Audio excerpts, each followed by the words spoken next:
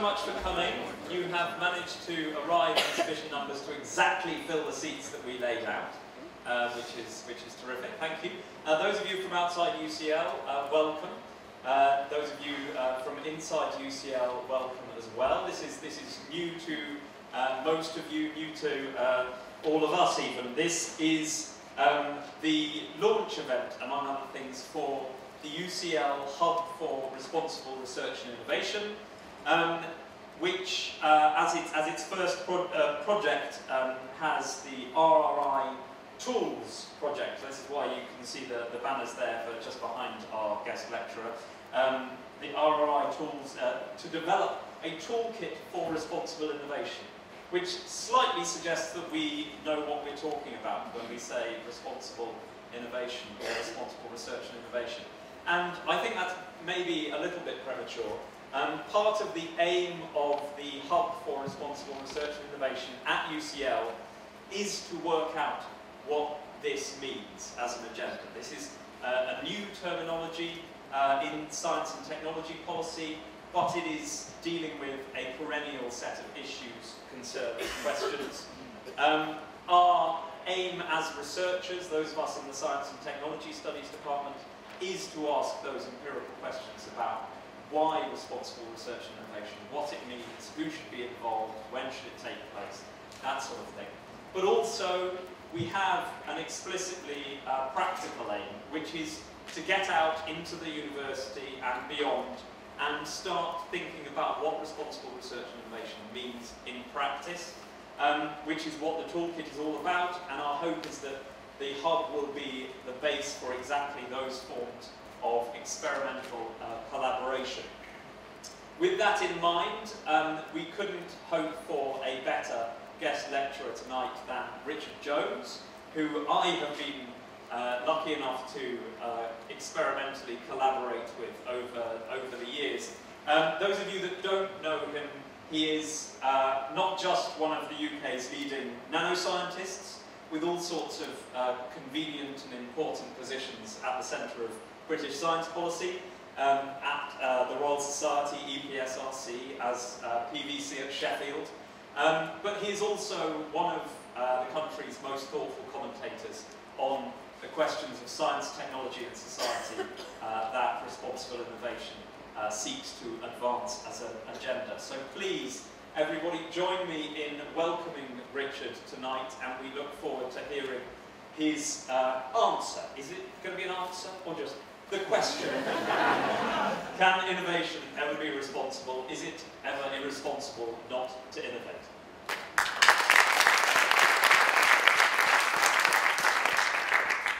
Good. Well, thanks very much. It's a huge pleasure to come to UCL to this launch of this important centre. As Jack says, I've known Jack for some time as a natural scientist. It's really through Jack's, one of the people who started me thinking about these issues in ways that I hadn't thought of before as a natural scientist. And I guess it's where those thoughts have taken me. I wait to see whether Jack still proves where that's gone. So I really want to.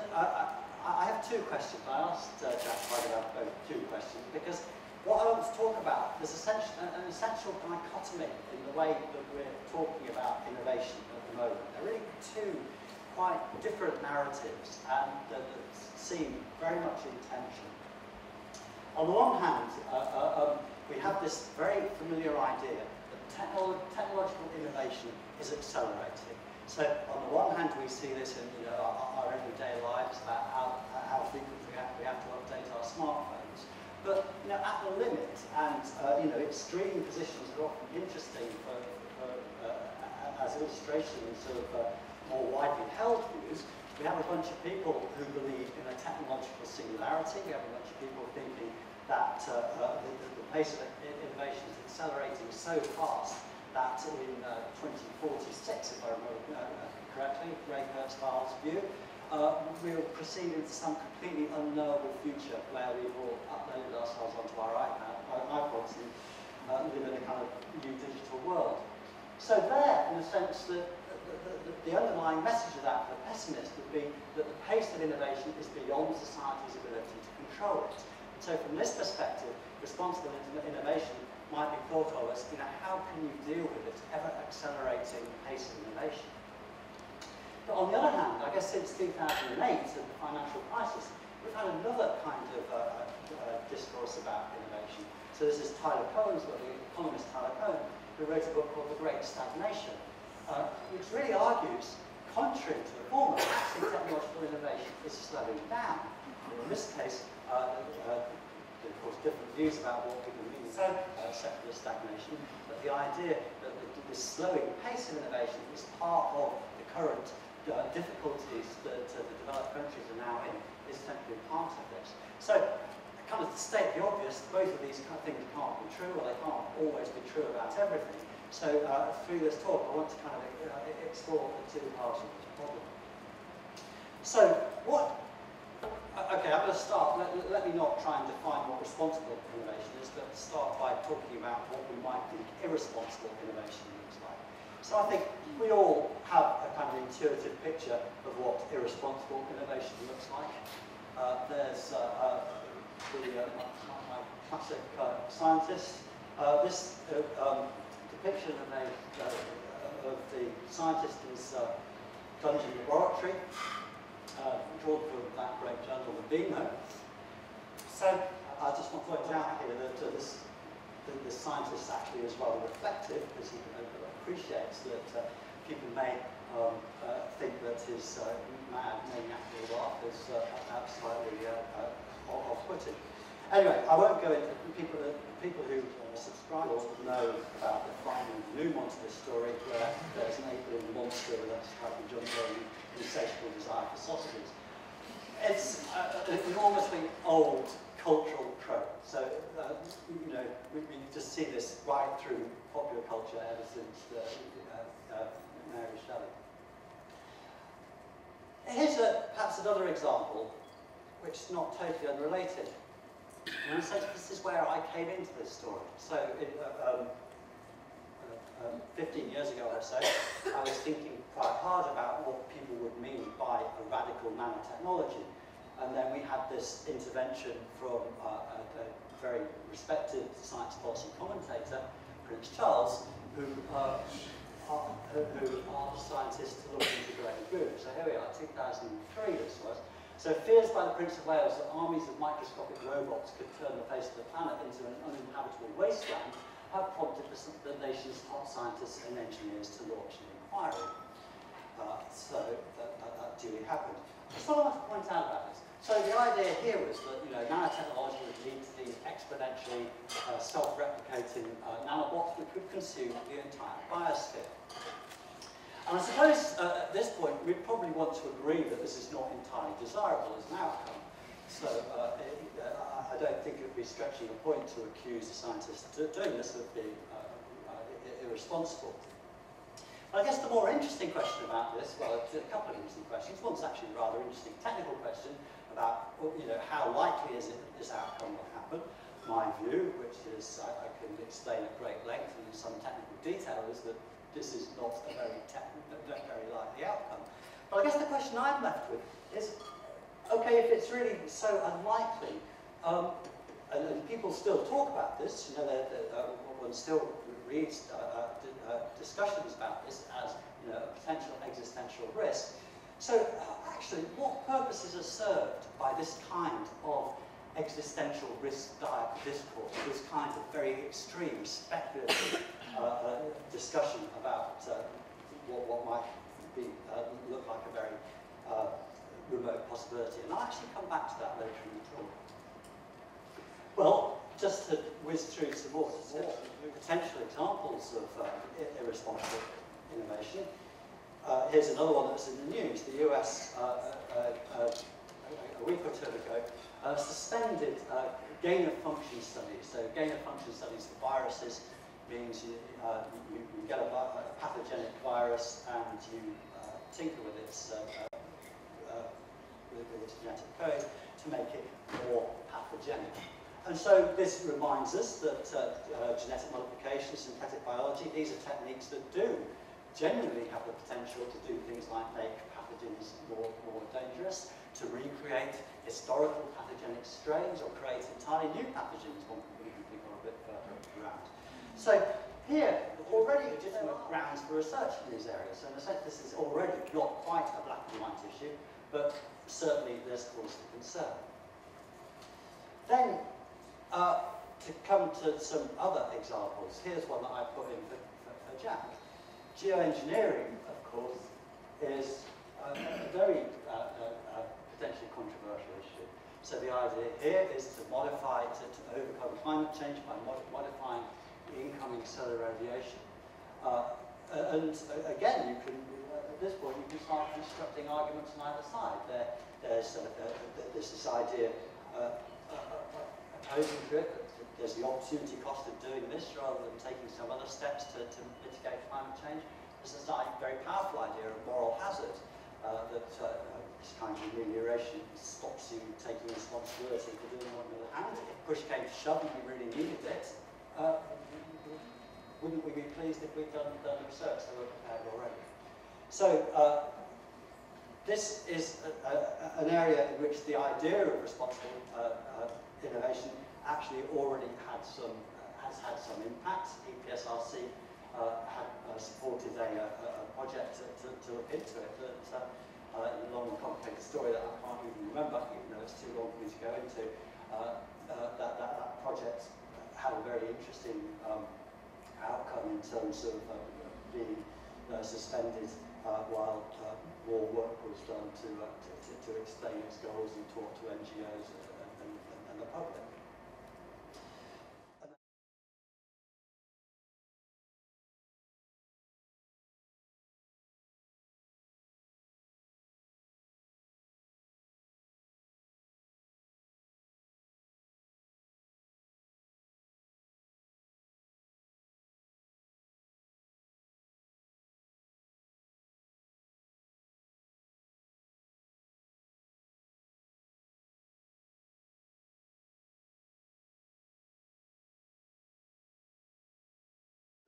Locking in fossil fuel dependency, creating methane leakage, environmental and water effects. And in a sense, I suppose what we can say about this is that this is an innovation that sort of happened and it took off before any kind of discussions about responsible innovation really gained any traction. That may not be the case in this country. And then my final example, just to get us in the mood for what responsible innovation might look like, is this one. So Wonga, as we know, is a company that was created to do short-term loans, payday loans. And I just remind people that this is 2009. When it was set up, this was regarded as a really shining example of British digital innovation. It's a company that had a lot of technology, harnessing technology to create a faster, slicker, more foolproof service, so an online service that you could access for loans 24 hours a day, and having applied for one of these loans, it would the money would be in your bank account in a couple of hours, no matter what time of day or night it was. And this kind of big data thing of using lots of personal data to construct a credit history. And of course, this has been in the news much more recently in a much more negative way. So here, earlier last month, had to write off £220 million of loans as a result of a ruling by the FCA because it had used this technology and ended up issuing debt or lending money to people who had no chance of being able to repay it. So I guess I just want to say a few interesting things about that example. Maybe not one that you would think of thinking about innovation in an academic context, because it's mostly not taking place in an academic context. It's of course entirely a private sector operation. The innovation is essentially as much social as it is technical, but nonetheless the technical underpinnings are already in place. So it's built on a kind of substructure of technical innovation that's already been done. And that's a mixture of stuff that's funded by the state, stuff that's done through open source, commercial innovation. All those ingredients went in to make the platform that Wonga could do to go to make their business. So it probably wasn't foreseen. Well, I don't know. So was this foreseen or not? Could you have, could some of the people who were involved in those technical underpinnings have realised whether this would happen or not? Maybe not. I mean, I do have this, you know, essentially pornography, gambling and loan sharking are the kind of classic triad of things that always take advantage of new technologies, so maybe one should have thought that was coming. But the way it was, so in a sense it was controlled, so there was a sense in which the innovation was controlled, but it was after the event. So it was controlled by a regulation after the event. And of course, finally, I'd say for those who think that responsibility is a good word, of course, in this sector, in the tech sector, as understood in, you know, as being essentially ICT, this idea of disruption is regarded as being, you know, a positive virtue. So, you know, nobody kind of makes money in the tech sector by saying, oh, we're going to do a responsible innovation. In the sense that the whole language about that sector is all about, let's find some market opportunity and completely disrupt it. So, those are just to get us in the frame of mind of thinking about what irresponsible innovation might look like, or, you know, where the arguable cases are. I suppose, you know, one response to this is to ask, you know, if innovation produces so many different, so many potential downsides, perhaps you should either just kind of radically slow innovation down or just not innovate at all. And I suppose it's a very kind of eloquent discussion of this idea in Bill McKibben's book, Enough. And I suppose this title, Enough, suggests, you know, we already have enough technology. Technology may not be distributed in the correct way, so perhaps if we more fairly distributed the fruits of the technology that we had, that would be fine. And then, you know, on that basis, the new technologies, particularly things like GM and nanotechnology that seem particularly potentially disruptive and pervasive, you know, we should just not do them. We should just endure them completely. So I think this is an argument that's worth thinking about, at least to say why we wouldn't accept it. And I suppose I have a very strong opposing view, and I would say that this is not an acceptable position. And the reason it's not an acceptable position is this. We are existentially dependent on technology, and it's also clear that the technologies that we depend on are not sustainable. So in that sense, I think the option of saying we'll just sit back and live with the technologies we've got will not work. I've got one illustration of that, or one example of that I really want to concentrate on. It's these two figures who I think have a serious claim to be the most important people in the 20th century. So my slight audience participation spot. How many people know who those are? No. It's Fritz Haber and Carl Bosch. So Fritz Haber and Carl Bosch, of course, responsible for the Haber-Bosch process, invented in Germany in the war years of the First World War. So just a little bit less than 100 years ago. I argue, I think exhibit A in why the technologies that we have are both things that we absolutely existentially depend on and ones that we can't continue with. So, between 1900 and 1990, the total amount of land brought into cultivation increased by 30%, but the amount of energy that was put into that land, the energy inputs into the land from artificial fertilizers, also mechanical farming influence, mechanization of farming, that increased by a factor of more than 80-fold. So between 1900 and 1990, our food economy was completely transformed. It went from being, you know, essentially organic, essentially driven by the sun in terms of its energy inputs, into one that was essentially oil-based. And so you can see this is a curve of wheat yield as a function of time, showing the yields flattening around about a tonne per hectare in countries like France. You see that massive rise, a little bit of a delay while this mechanisation got going, but from 1940 or so, you see that massive rise in wheat yields up to 6, 7, 8 tonnes per hectare. That is driven by energy inputs from fossil fuels. So it's not an exaggeration to say we essentially eat oil at the moment. So a tonne of winter wheat has in it about 20 kilograms of fixed nitrogen, and that 20 kilograms of fixed nitrogen has got about 6.7 tonnes of oil. So it's really not an exaggeration to say that essentially we eat oil, and without this harbour wash fixed nitrogen, more than half the world's population would starve. Or to put it another way, the reason why the world's population is the number it is entirely because of the harbour wash process. So that's just, I think, the most graphic example of why the new technologies of the 20th century are things that we utterly existentially depend on. And of course, the consequences of that are very clear. What happened when we burnt all that oil?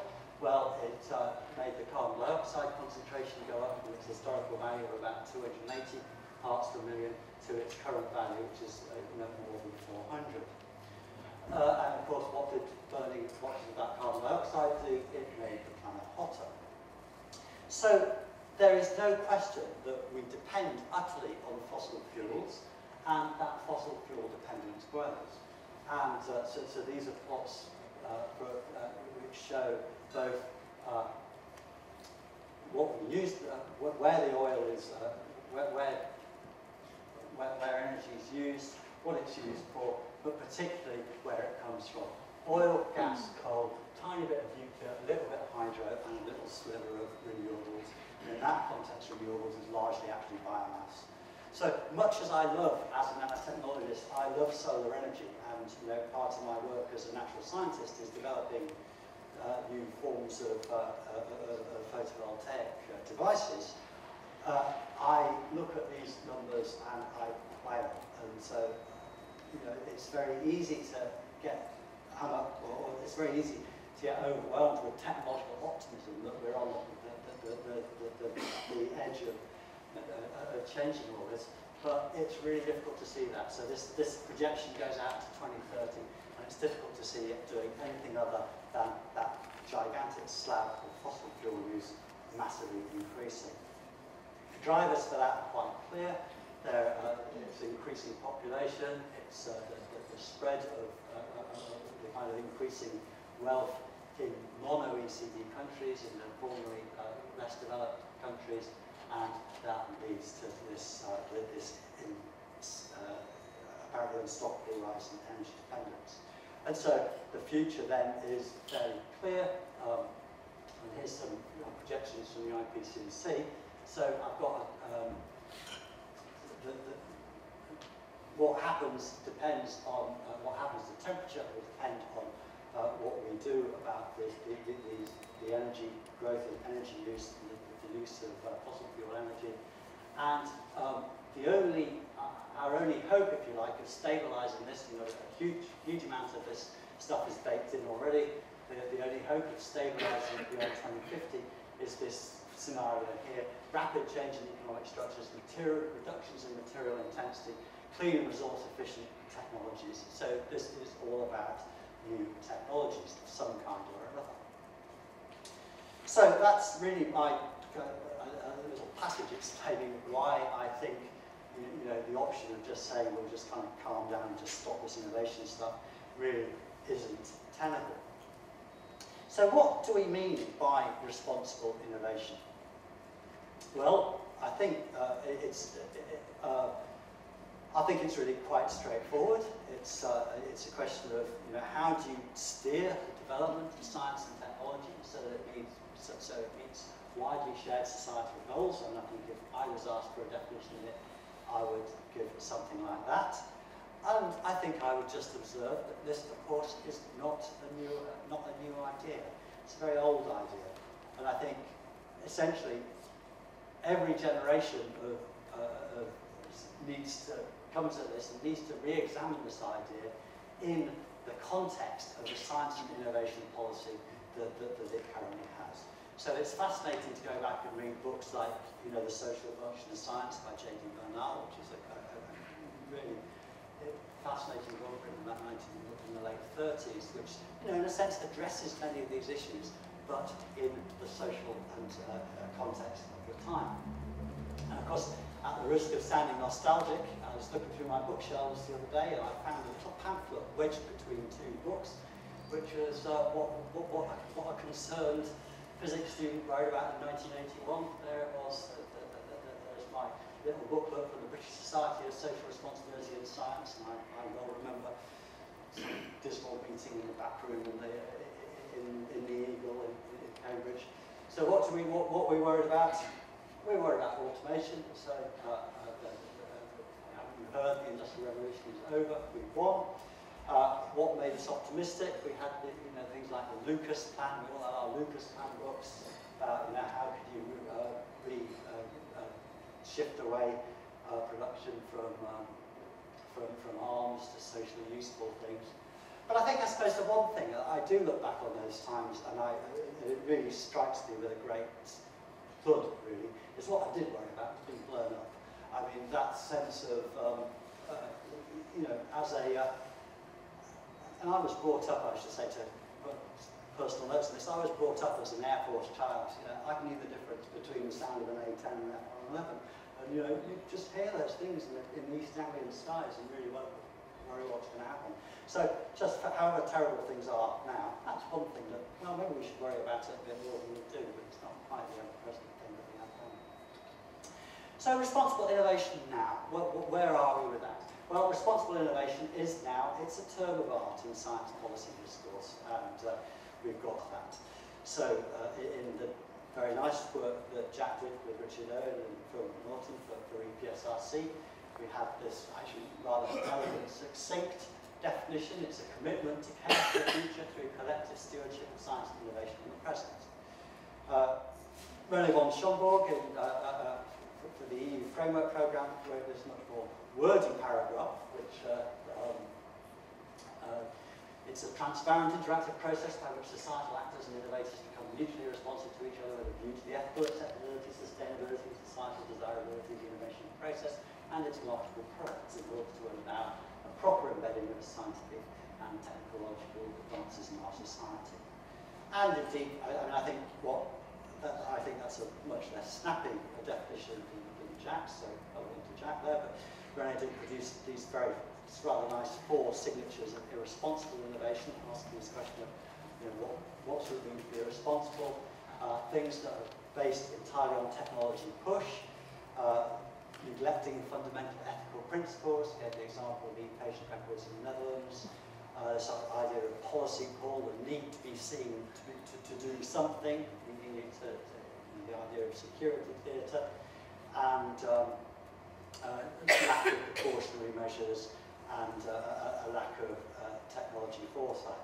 So there we have classic examples like asbestos, hormones as growth promoters.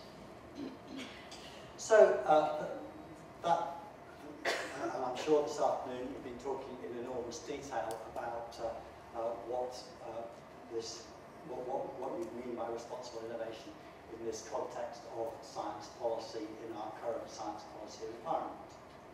A big ingredient in this, of course, has been public engagement.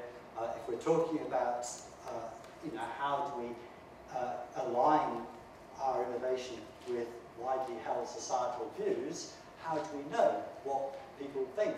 How do we know whether the goals of innovation are widely shared in society? And I think there are a number of answers to that. So a number of different answers. The first answer actually is that you should say when you should leave it to ministers, and that's the point about having a democratic government. So that the mechanisms of representative democracy are sufficient to align innovation with the widely held needs of society. Now, I said that completely with a straight face, so that's fine. A much more serious answer to the question that I'm going to spend a bit of time on would be to say that actually the market is the correct mechanism for doing this, that it's the mechanisms of the market is the way of aggregating that information. And I'll come back to that, because I think this is a really important critique, and it's absolutely central to understand the force of. But then the third idea would be through the direct engagement of the public, or the different publics, in deliberative processes to talk about technology in a reflexive way. And of course, there's a history here. We've seen this idea of the rise of upstream engagement, the understanding of science movements, often dated to the Bodmer Report in 1985, and this, of course, being critiqued by social scientists like Brian Wynne as being essentially a deficit model, and that critique was very elegantly put into kind of in a rather influential document from Demos that James Wilson was responsible for, to talk about how public engagement could really help align, do this job of aligning innovation with societal wants and needs. And essentially this was the environment in which I learned about, I started engaging with these issues.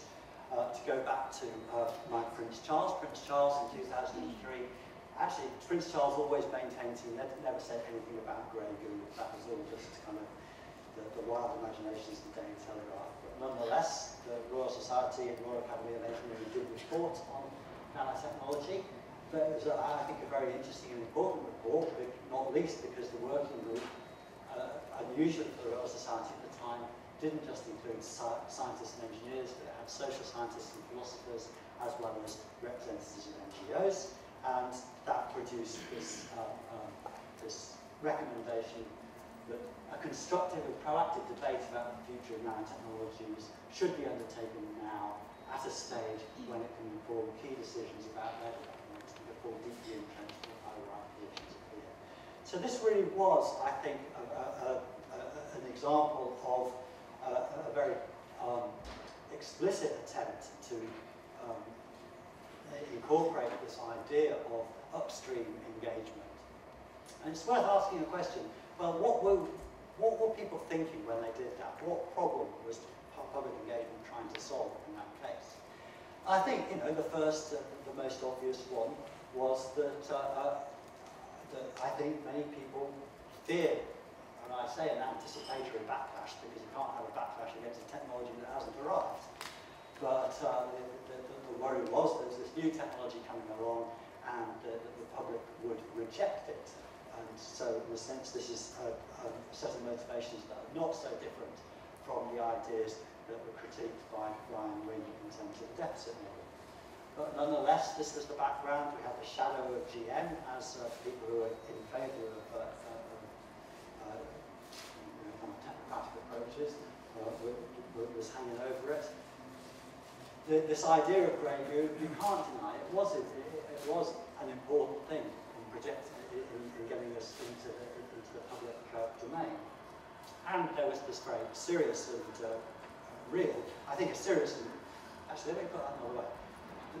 The problem that was very real, but not necessarily enormously wide-ranging, of nanoparticle toxicity, and the example of asbestos explained that actually to us. So in a sense, that was, if you like, that's what kind of the great and good of the scientific world, I think, thought that they could use public engagement for. But I think there were some secondary ideas. I think, as this went on, I think it was clear that actually, if you were going to do this, the reasons to do it would be not just to try and anticipate a backlash, but actually because it might help you make sounder decisions. This is a very highly disciplinary science that was very explicitly linked to societal goals, and in this case, it was felt, or I say it was felt, I felt, I and a number of other people felt, that this would actually be positively helpful in kind of making the decisions that you need to make about what directions to take science. And there's a little bit of, you know, we have seen a very kind of perceived marketisation of science. In a sense, there was another side of this argument, was that by engaging with the public, you kind of stress the public value of science as opposed to its potential market value. So I think, as I look back on this episode, I think it's quite helpful in crystallising some of the ideas that have gone into the broader idea of responsible innovation. I think we had some small victories. My first experience of this was actually in 2005. There was a citizens' jury in Halifax that I spent several evenings going up to a slightly dismal community centre in inner city Halifax, which was actually very important and educational for me. So we had a wide variety of public engagement processes around nanotechnology. Jack was involved in some of them that really run by lots of people, run by NGOs. So Greenpeace was involved in one, Which did one that I was involved in, government involved, some research councils explicitly commissioned at least one of these. And looking back on this, what do I think this did for us? Well, I think it did influence funding policy, so we can directly point to decisions that research councils made that would have been different had there not been public engagement. And moreover, I would maintain that those decisions were actually better decisions than would have been made without it. I don't know, maybe it led to a richer public dialogue. It's a bit difficult to do that without trying to counterfactual.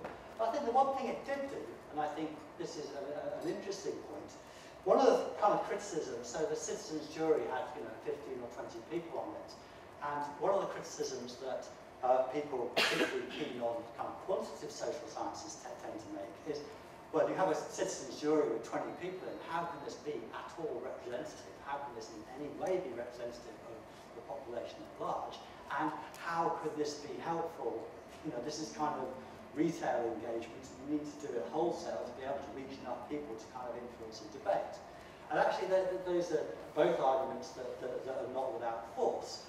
But the one thing I would say is actually, although, what fraction of the population of the UK were engaged in public engagement events about nanotechnology? Well, maybe 200 were out of 60 million, which is not a very big fraction. What proportion of UK nanoscientists were engaged in public engagement events? Actually, quite a lot. And actually, I think it did make a big difference in developing a bunch of scientists who really were more reflective and more socially engaged than they otherwise would. Anyway, so that's my attempt to justify all that time I spent in those years doing that stuff. So let's talk about why responsible innovation might be difficult. Well, fundamentally, it's difficult for this reason, because we don't know what the future is. And the answer to the question in a sense we're asking is, can we be responsible in the way that we think about the future? And I think there are 4 possible answers to this. Well, no, there's 2 possible answers to this, yes and no. But there are 4 different reasons why you might have those answers. I think one bunch of people who are essentially technological determinists, would say, no, you can't do this because the future is essentially preordained. So this idea that technology is an autonomous force with its own internal logic, it's a kind of West Coast Californian idea. If you read the book, sorry, my name reminds me of a bit blank. Sorry, I'll have to come back to that. This is the wired view of the world, if you like, that the technology is just unfolds with its own unstoppable logic, and there's nothing you can do about it. And the other view, of course, is actually the Hayekian view, which is actually a more interesting one, which just says, look, the future is radically unknowable, and so we can't really think about that. Of course, there's one answer to yes. So if I go back to J.D. Bernal, the kind of banal answer to this question is, yes, we can be responsible about the way we think about the future because we can rationally plan the outcomes we desire. So if you're a kind of state planner, then this all makes total sense. So the position of responsible innovators is a more nuanced version of yes. It's yes because we can reflexively adjust the process of innovation as it happens to through this process of anticipation, reflection, and inclusive deliberation. So that's the kind of positive view. Now, the most stark statement of the negative view comes from Coleridge, who expressed this dilemma beautifully. Coleridge's control dilemma is this. He argued, when a technology is young enough to influence its future trajectory, you can't know where it will lead, so there's nothing you can do about it. And then when a technology is mature enough for you to have a good idea of its consequences, it's too late to change it. It's not good. This, I think this argument has a huge amount of thought. It's a very pessimistic conclusion. Basically, if we take this at face value, we should all just go home and just let things unfold. I think the lesson I would try and take from it is a slightly more positive one, or it kind of puts an onus on us as people who think about innovation to think much more seriously about the process by which innovation happens, not just how inventions happen in the lab, but how they are taken to market and all the processes by which technologies get locked in. Now I come back to Hayek. This critique, the most forceful critique of this really comes from Hayek. I'd put it this way. The argument here would be, okay, basic science is a resource that innovators can apply in ways that are unpredicted and unpredictable by the sciences, by originators. So we have a bunch of scientists who do things because they're interested in them, and the outcomes of those are taken by middle people, entrepreneurs. It's entrepreneurs that make innovations and test them in the market. And in this view, it's the market that is the only way of assessing whether innovation is societally desirable. So my understanding of my reading of Hayek is that what's the really important point that Hayek makes about the market, I think is a really powerful point, is the market is a device for aggregating information. It answers the question, how do we know what 60 million people are thinking about something without actually kind of making them well, they vote by what they buy, and so the idea is that it's really information is aggregated by markets. And so the related view of this, the related thought from this came from Hayek's friend Michael Polanyi, who launched this idea of the Independent Republic of Science. So he wrote in 1962, the pursuit of science by independent, self-coordinated initiatives assures the most efficient possible organisation of scientific progress. And we may add again that any authority which would undertake to direct the work of the scientist centrally would bring the process of science, progress of science virtually to a standstill. You can kill or mutilate the advance of science, you cannot shape it, for it can advance only by essential unpredictable steps pursuing problems of its own, and the practical benefits of these advances will be incidental and hence doubly unpredictable. So again, this is this radical unknowability that comes out of the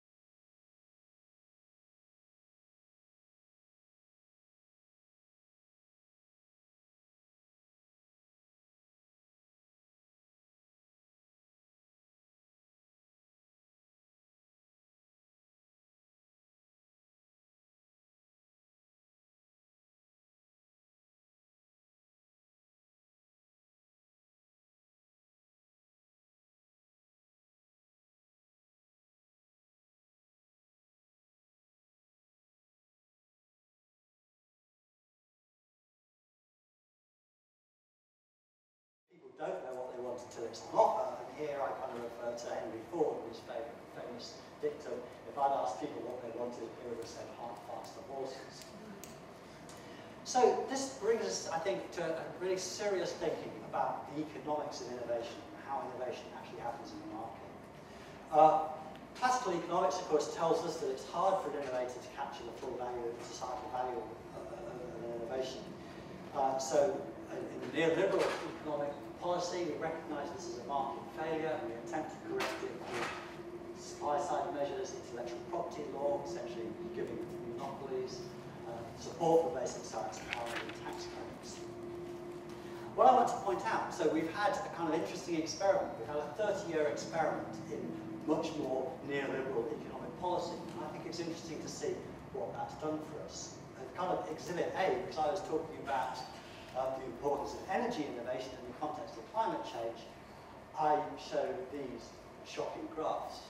So this graph here, this is government R&D in energy since 1980 to 2010. And you can see that it's a universal phenomenon. The only slight exception is perhaps Japan.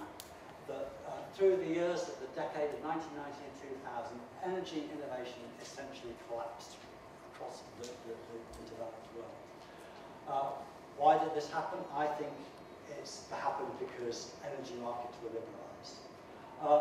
This data here is specific for the USA. This shows both public and private sector energy R&D. I don't have the private sector data for, I can tell you that in 2005, the total amount of industry R&D in all utilities, including energy and water, was £15 million, which is a sum that's utterly derisive. So you can see that we had, in this case, in the USA, actually in cash terms, energy R&D carried on at a lowish value that had come after the early 80s. But all that time, private sector R&D fell down. So what does drive investment in innovation in neoliberal economies? Here I turn to a fantastic authority on all things to do with modern culture, that is The Onion. Recession-plagued nation demands new model to invest in. Many things, satire of course is funny because it's true. It's a great book by Phil Janeway, who's a very well-known venture capitalist in the USA, who wrote this book, Doing Capitalism in the Innovation Economy, which is a fantastic first-hand description of how the IT economy worked.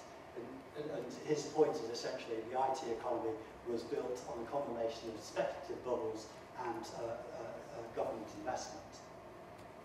And I think there's a great paper by Monica Gisler and Didier Solnet, which extends this idea of a bubble to technoscience. So this was a study of the Human Genome Project. And the argument here is the Human Genome Project itself was a social bubble, which is a set of reinforcing feedbacks led to widespread endorsement, extraordinary commitment to those involved in the project. So here's my handy guide to spotting technoscience bubbles. They start with genuinely interesting science. All of these things don't come from nowhere. The first thing you have is something like this: we mustn't be left behind in this global race. So you get appeals to kind of techno-nationalist appeals for special funding initiatives. It's the next industrial revolution. How many times have you ever seen a slide saying it's the next industrial revolution? Essentially foreshortened timelines to predict the transformation of societal impacts. It'll be an $N billion market where N is generally 10. Generally 10 is the minimum going rate, isn't it, for one of these? One finds a kind of flock of consultants wandering around trying to inflate some kind of financial bubble to get their technology startups funded. And of course, then we have, it could lead to the end of the world as we know it. They all have existential, this is where this existential risk discourse comes in. So I come back to the original question: in whose interest was it ever to go around to talk about grey goo? Actually, it was in somebody's interest. And there's a great paper by Alfred Norton, which has influenced me enormously, in which he argues that this business of saying, speculative techno up this problem, because if you know, if the technology isn't going to lead to the end of the world, it can't be that powerful.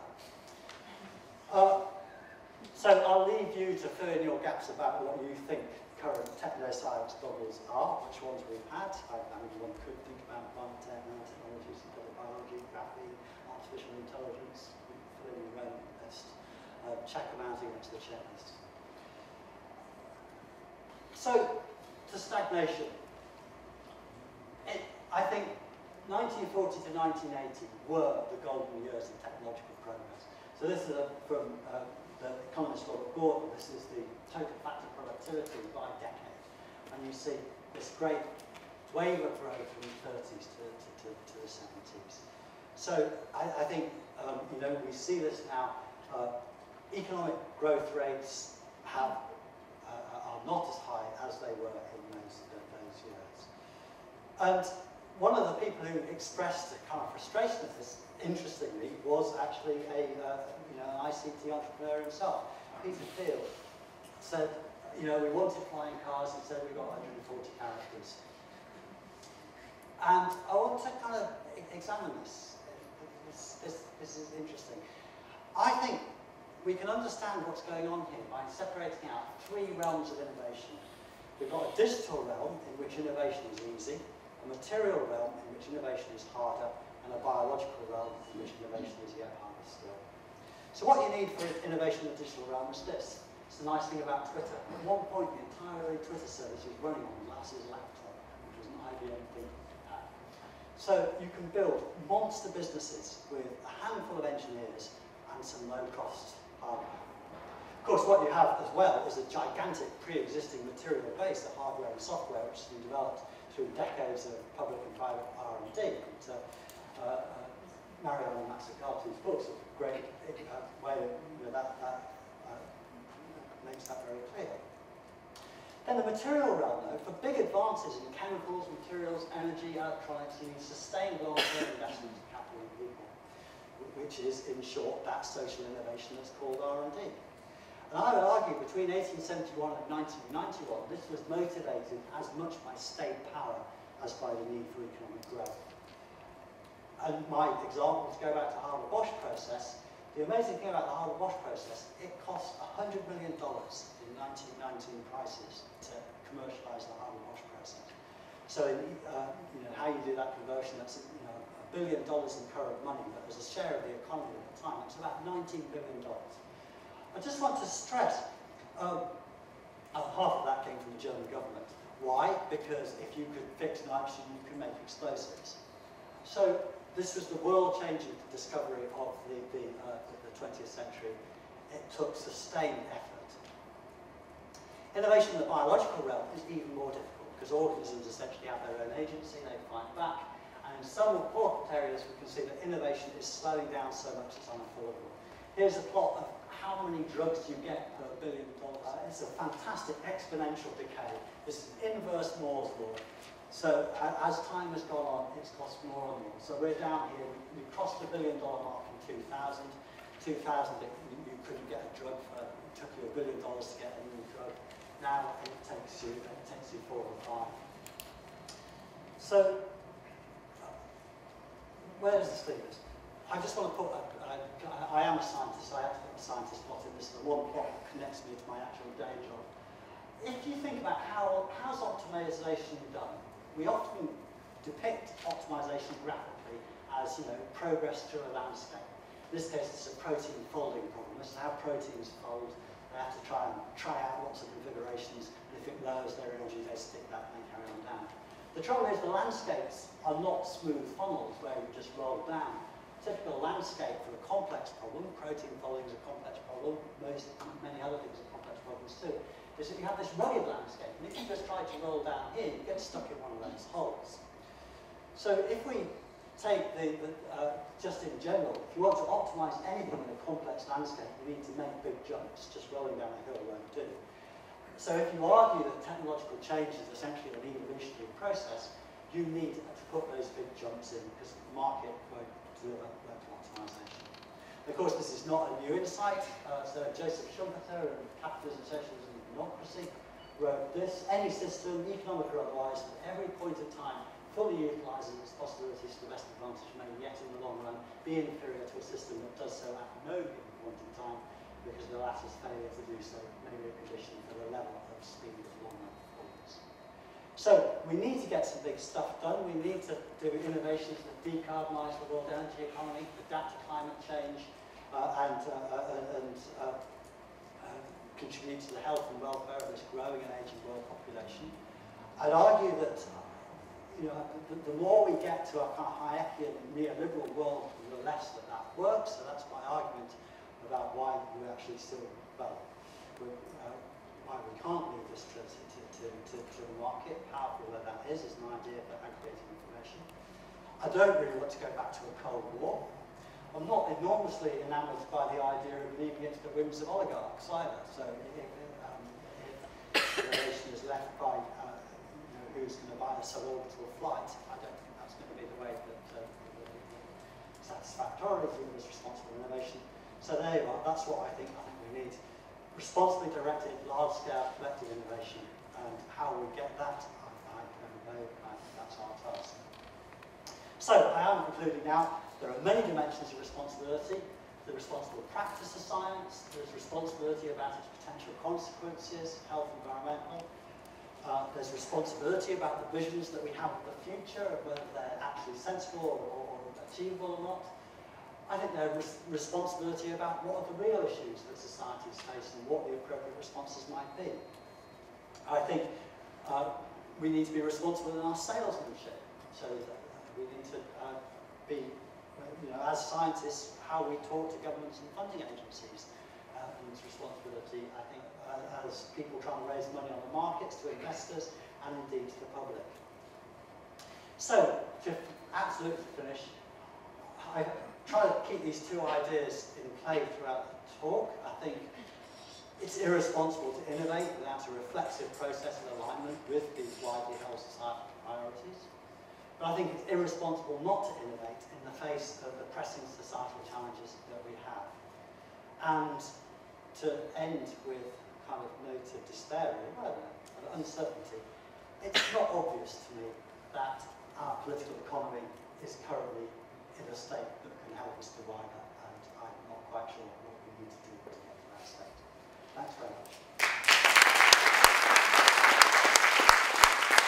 Thank you very much.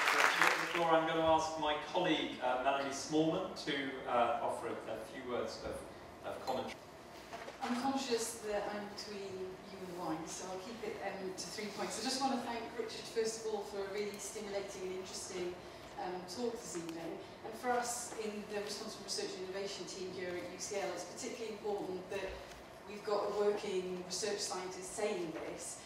We've spent today in a workshop with our toolkit stakeholders talking about what we need to do to embed this, and making sure that this is part of research and not something which is done to researchers was one of the really, really key messages coming out of that. So thank you for being engaged with it.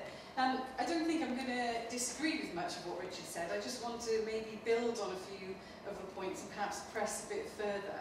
I think that if anyone saw yesterday's headlines about the Intergovernmental Panel on Climate Change's latest report, just shows how high the stakes actually are for science, and to me this is another reason why we need responsible research and innovation. So my first point is about Richard's point about how difficult it is to predict the future, and I think that I can add to some of what's said. So a lot of the quotes that people use about why predicting the future and where we've gone wrong, they were mostly said at times before I was even born. One thing that Science and Technology Studies has managed to do in the last 30 years is to build our understanding of how innovation, technology, science doesn't develop along a path of its own. It is not independent of human influence. We build the world we want, and we use science and technology to do that. It's very much a reflection of our values as a society. And actually trying to understand a bit more about how that works and how we can work that seems to be a really valuable contribution that both science and technology studies and this new field of responsible research and innovation could contribute. I was also interested in the latest lines about dimensions of responsibility, and And a lot of the conversations I've had with scientists and stakeholders over the last few months have reminded me, somebody came up with a really good analogy, and I can't remember who it is, about a good neighbour. So responsible research is about like being a good neighbour, that you wouldn't create a load of rubbish in your house and chuck it out on the street and expect someone else to clear it up. Nor, as a scientist, should you be creating a lot of problems and then expecting society to clean them up, which I think is a really helpful analogy. But actually, to me, it's more than that. It's not just doing no harm, which is something that some people have suggested should be kind of a thing that we do with RI. To me, it seems to be about asking, do we have a duty to do good? So how can we not avoid harm, but actively pursue social goods and help people with science innovation? And that's not necessarily given. I mean, anyone who's on the CSICON mailing list in the past year would have seen that there was quite a heated debate about who said that we're here to do social good as scientists. And then I think, I mean, my last point really is just, I'm so happy that you mentioned the Harvard process, because that's a topic that I really, really like to talk about quite a lot. I won't, but I'll just touch on it. I mean, because I think the stakes are super, super high for science in this. When we hear the rhetoric of governments, and to be fair, the scientific community, about how science will tackle climate change, how it will, you know, we have to have more innovation because it's climate change, we've got an ageing population, we've got people becoming obese. Well, the reason I like talking about the Harvard process is that when I was a teenager, I read a book about the Harvard process. That's the kind of teenager I was.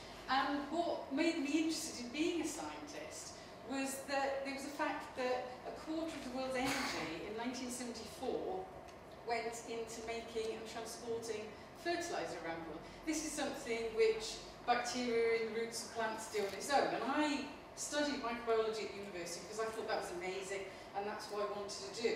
I wasn't a teenager in 1974, but it wasn't much after that. Yet we're still saying that science can solve this very same problem, and I'm quite a grown-up adult now. So there is an urgency, and I think the stakes are high, and if we don't get this right, then we will be left with the situation that we're currently in, where we're seriously contemplating quite dramatic changes in lifestyle because there aren't technological solutions to some of the problems ahead. So, I mean, I think it would be a huge tragedy. I think that the transformational power of science and innovation is so huge that it has to be centre stage with the challenges we face. But I think that part of the role of responsible research and innovation is to push that forward, to make sure that we're not just keeping our fingers crossed and hoping that a cure for climate change will be the next Teflon.